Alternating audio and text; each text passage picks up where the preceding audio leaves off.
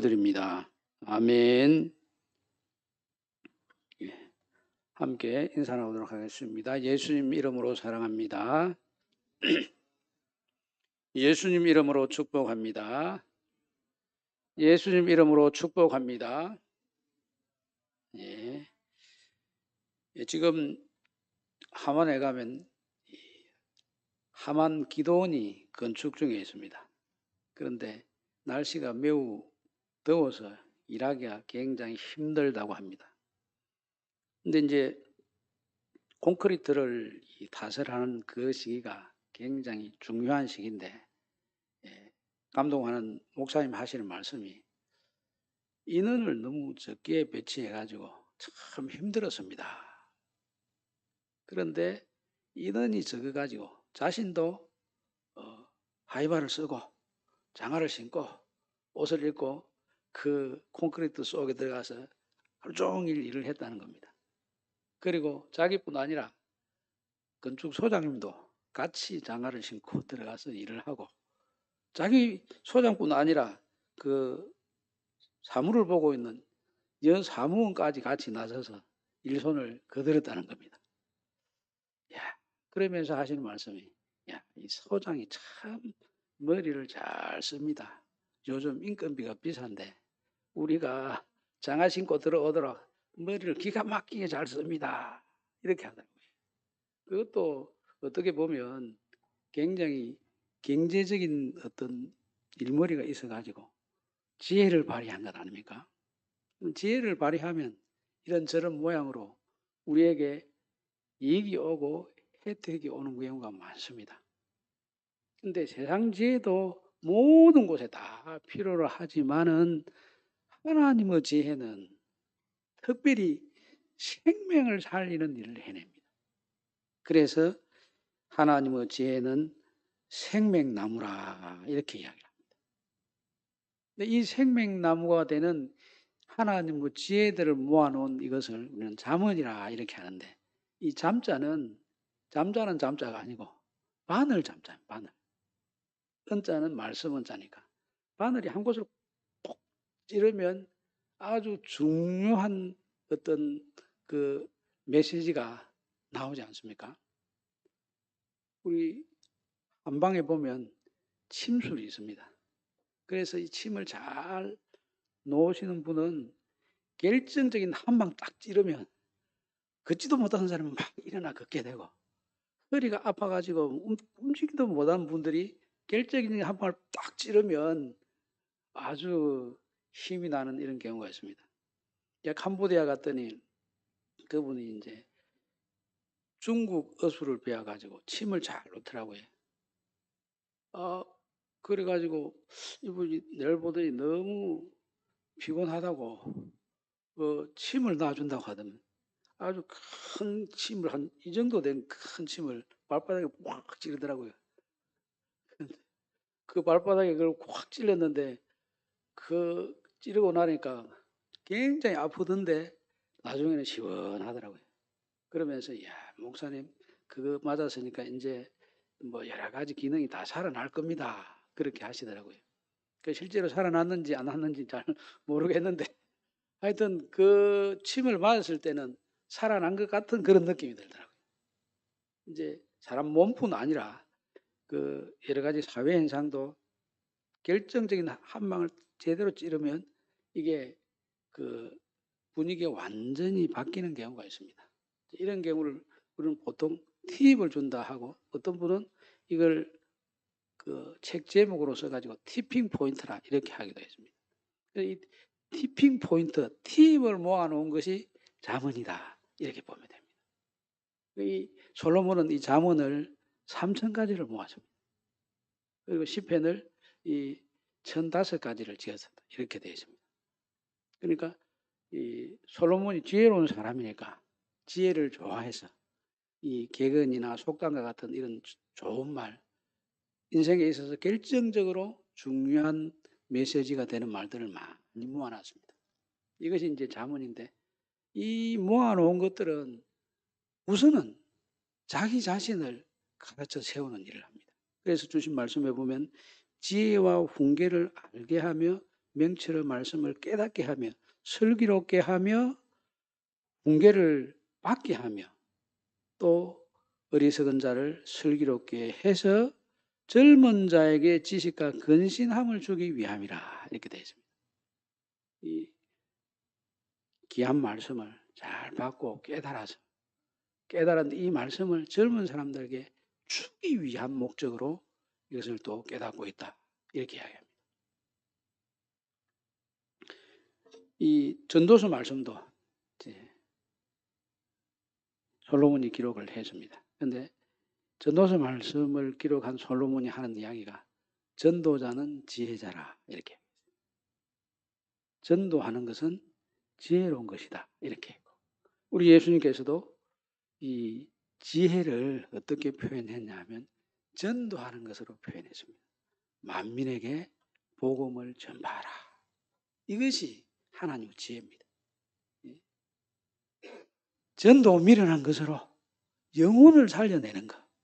이거 누구를 위하는 것 중에서 최고로 잘 위하는 것이 그 사람에게 복음을 심어주는 것입니다.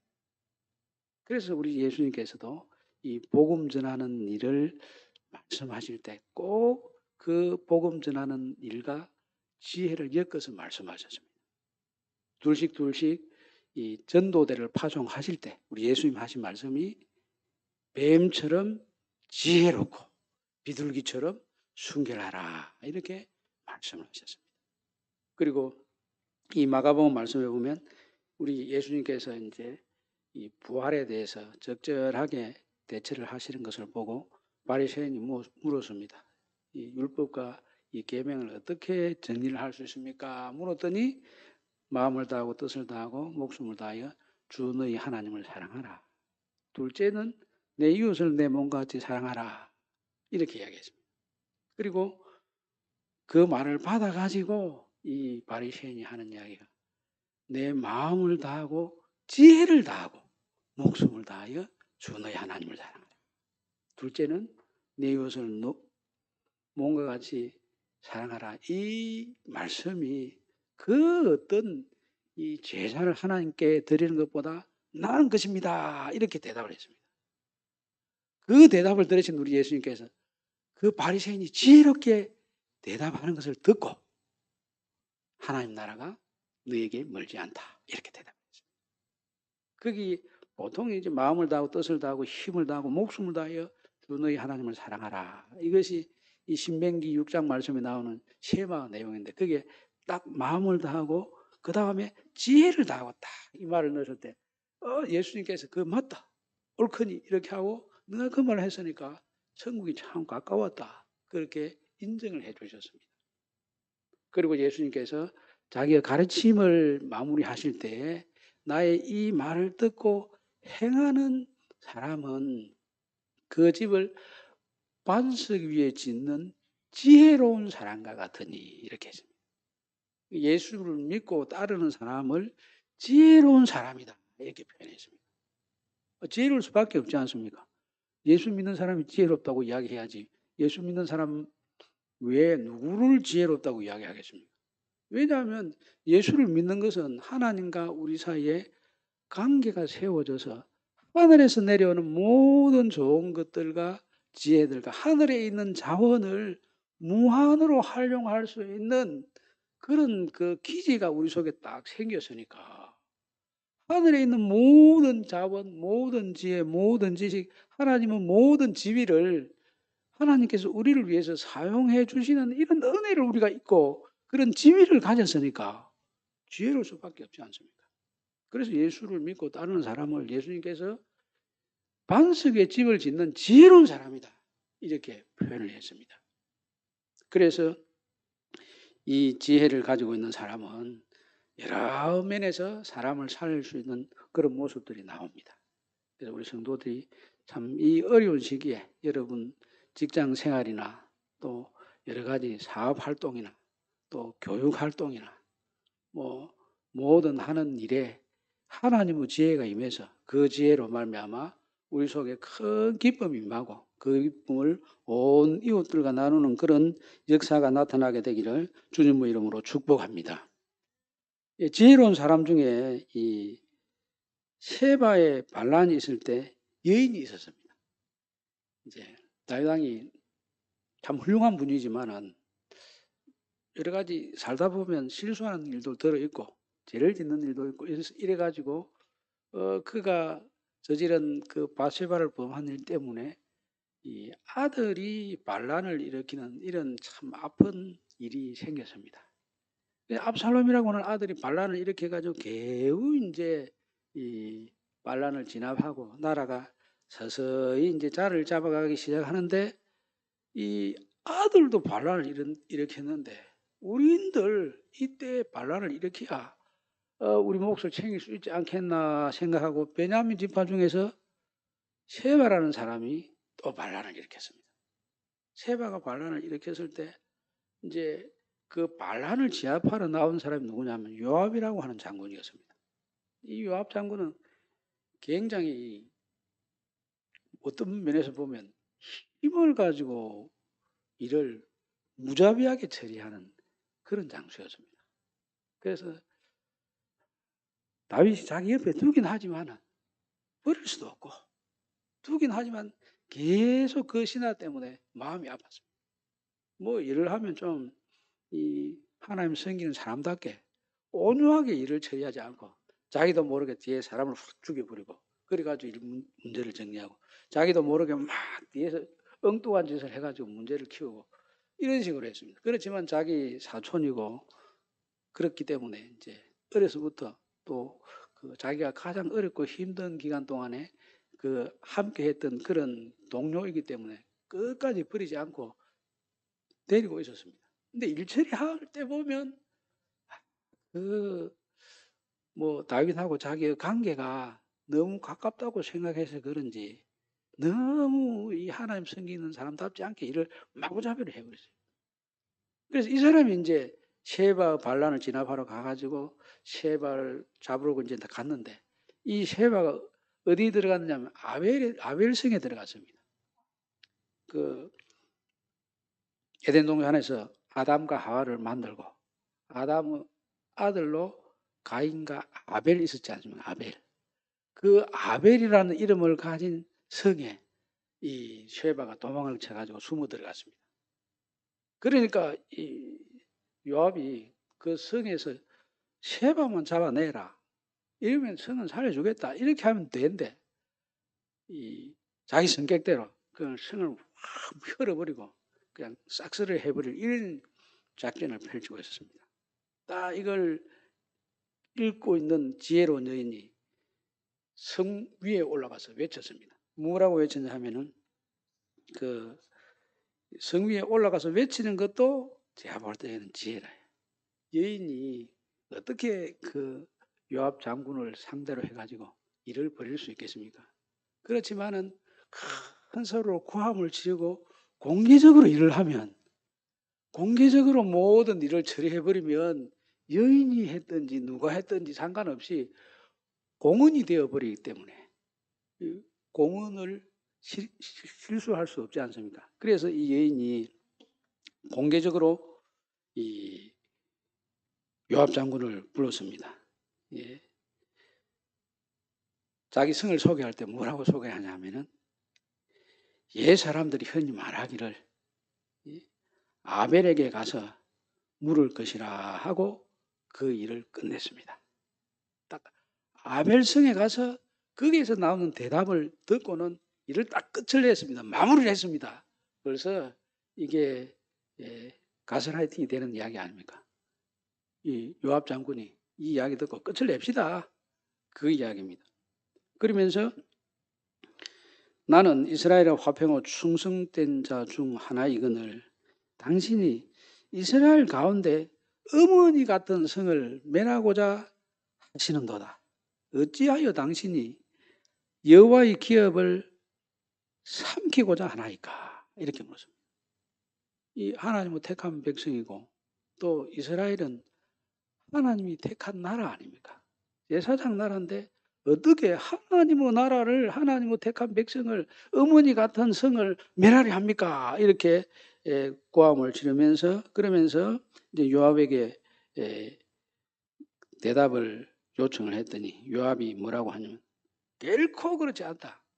이제 고함을 질러가지고 공개적인 자리에서 이야기를 했으니까. 근데 사실 공개적인 자리에서는 이제 우리 남자들 소리가 큰 것 같지만 여성들의 소리가 소프라노 음이니까 음이 훨씬 높으니까 멀리 갈 수 있지 않습니까? 똑똑하게 들리지 않겠습니까? 그런데 남자들은 소리가 좀 베이스 톤이 있어가지고 이게 뭐 울리가지 이런지 저런지 흐리멍텅합니다. 그런데 소리로서는 싸우면 남자가 여자한테 지게 돼 있습니다. 그러니까 남자들이 이 여자분들하고 소리로 가지고 대응할 생각 할 필요 없습니다. 지게 돼 있어요. 왜냐하면 이 아주 높고 날카로운 음이기 때문에 훅 찌를 수밖에 없지 않습니까?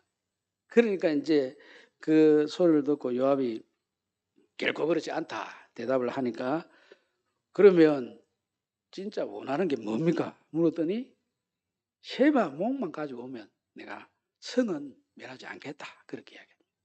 그러니까 이 지혜로운 여인이 공개적으로 요압의 대답을 들었으니까 이 성 사람들이 다 알 거 아닙니까? 그리고 성 사람들에게 가가지고 자 우리가 살아야지 이 발람구는 목을 때문에 우리 성이 멸해져서 되느냐?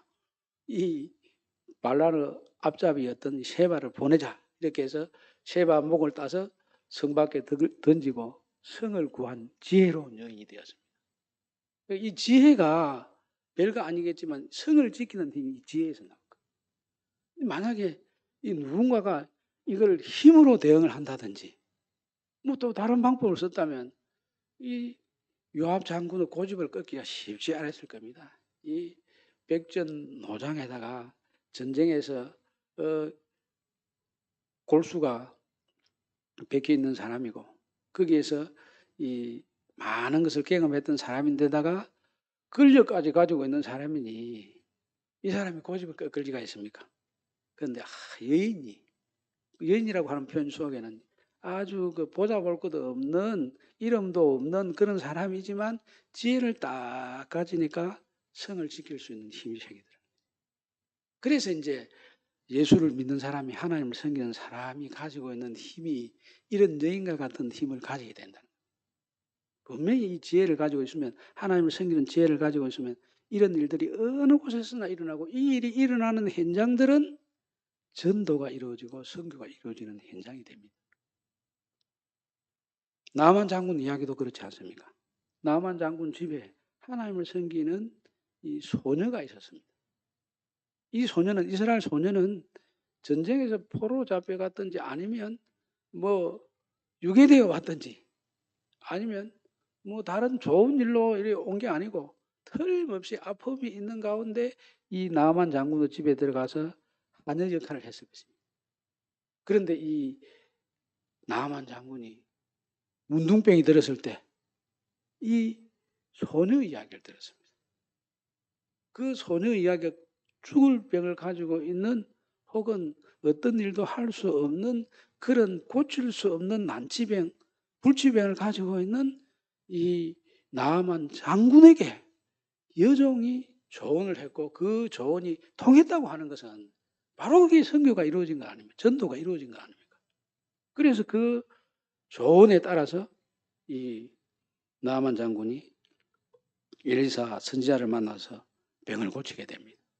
이런 것들도 보면 하나님을 섬기는 이것이 지혜가 되고 하나님을 섬기는 그것을 통해서 얻은 여러 가지 지식을 안 믿는 사람에게도 도무지 사람이 할 수 없는 일에도 적용을 했더니 결과가 나와야 이게 지혜라고 할 수 있는 거지. 결과가 안 나오면 거짓말 되는 것이고 사기가 되는 건 아닙니다. 진짜 결과가 그렇게 나와서 나만 장군이 요단강에서 7번 목욕을 하고 병고침을 입었습니다. 그리고 여기 주신 말씀해 보면 이 중요한 게 뭐냐 하면은 이 말씀은 이 머리의 아름다운 관이요 내 목의 금사슬이니라 이렇게 되어 있습니다. 그 금면류관이 되고 금사슬이 되고 이렇게 되는 것은 이 지혜가 삶에 적용이 되었을 때 자신도 또 주변 많은 사람들에게도 정말 하나님께 주시는 참된 영예로움을 얻게 된다 하는 것입니다. 이 지혜를 얻은 사람은 또 자문을 가진 사람 해야 될 일 중에 하나가 뭐냐면 제일 마지막에 이 지혜를 젊은 사람들에게 주는 것이다. 주기 위한 것이다. 그런 목적을 분명히 하고 있습니다. 우리 하나님을 알게 되면 예수님을 알게 되면 예수님을 알게 된 사람이 하나님을 알게 된 사람이 꼭 해야 될 것이 무엇이냐 하면은 이것을 나누어 줘야 됩니다. 이거 뭐 신약 성경에만 있는 것이 아니고 구약 성경에도 보면 이사야서 40장 43장 말씀에 이런 말씀이 있습니다. 나 여호와가 말하노라 너희는 나의 증인 나의 종으로 택함을 입었나니 이는 너희로 나를 알고 믿으며 내가 그인 줄 깨닫게 함이니라. 나의 전에 지음을 받은 신이 없느니라. 나의 후에도 없으리라. 나 곧 나는 여호와라. 나 외에 구원자가 없느니라. 내가 구하였으며 구원하였으며 보였고 너희 중에 다른 신이 없나니 그러므로 너희는 나의 증인이요 나는 하나님이니라. 예. 이렇게 하나님의 구원을 받는 사람은 하나님의 증인이 된다 이렇게 했습니다. 그리고 한번 하나님의 지혜를 잊고 하나님의 지혜 가운데 거하는 사람은 그 지혜를 지속적으로 보존을 하고 나누는 일을 계속 해나가야 됩니다. 이렇게 하기 위해서 꼭 필요한 게 뭐냐 하면은 지혜를 가진 사람은 그 지혜를 활용하기 위해서 늘 기도하는 모습이 살아야 돼요. 지혜를 처음에 이야기했던 사람은 솔로몬입니다. 솔로몬. 솔로몬이 이 지혜를 받을 때 1,000번제를 드리고 하나님 앞에 기도했더니 하나님께서 그 응답으로 지혜를 주셨지 않습니까? 이 지혜를 가지고 솔로몬이 많은 일들을 했습니다. 그런데 말년에 보면 이 지혜를 가진 솔로몬이 어리석은 사람이 되어버렸습니다. 미련한 사람이 되어버렸습니다. 미련한 사람이 된 그 배경이 무엇이냐면 하나님 앞에 기도하는 기도 소리가 딱 끊어져 버렸어요. 1,000번제를 드리던 이 솔로몬이 성전을 지을 때 그렇게 열성을 보이고 성전에서 기도하면서 미래를 환히 깨뚫어 보고 기도했던 이 지혜로운 솔로몬이 이후에는 이 예루살렘 성 안에다가 바알신을 섬기는 그 바로 딸을 들여놓고 그 바로 딸이 원하는 대로 이방 신당을 예루살렘 안에 짓게 했습니다. 그리고 많은 여인들이 들어와서 이방 신을 섬기는 것을 먼저 바로 딸에게 허락했으니 다른 사람에게도 다 허용을 했습니다. 그러니까 이게 하나님 섬기고 이방신도 개마에 섬기는 이런 모습으로 신앙이 딱 변질되니 기도하고 싶어도 기도가 됩니까? 기도가 안 되잖아요. 이게 어리석어지. 그러니까 나라가 자기 죽은 다음에 두동강이 났습니다. 하나님께서 내가 너 하는 것을 보면 너를 바로 죽여야 되지만은 너희 아버지 다윗에게 약속한 것이기 때문에 너를 죽이지는 않겠다. 그렇지만 너가 죽은 다음에 너희 나라는 분단 국가가 될 것이다. 이렇게 해서 이 어리석은 솔로몬 때문에 적절한 표현이 아닌 것처럼 들리지만 지혜로운 솔로몬 때문에 일어났던 많은 일도 있지만 어리석은 솔로몬 때문에 나라가 쪼개지는 이런 아픔이 나타나게 되었습니다. 왜 그렇게 되었는가 보면 기도하지 않기 때문에 생긴 현상이다. 그래서 야고보는 뭐냐면 너희 중에 지혜가 부족하거든 후히 주시는 하나님께 구하라. 그리하면 주시리라 이렇게 했습니다. 그리고 여기 잠언 말씀 중에 이 뒤에 보면은 그 솔로몬 위에 다른 사람이 또 잠언을 기록한 내용이 있는데 야게의 아들 아굴의 잠언을 보면 이렇게 표현을 하고 있습니다. 내가 두 가지 일을 주께 구하여 사오니 기도하면서 이 지혜를 얻어서 적용을 하는 거죠.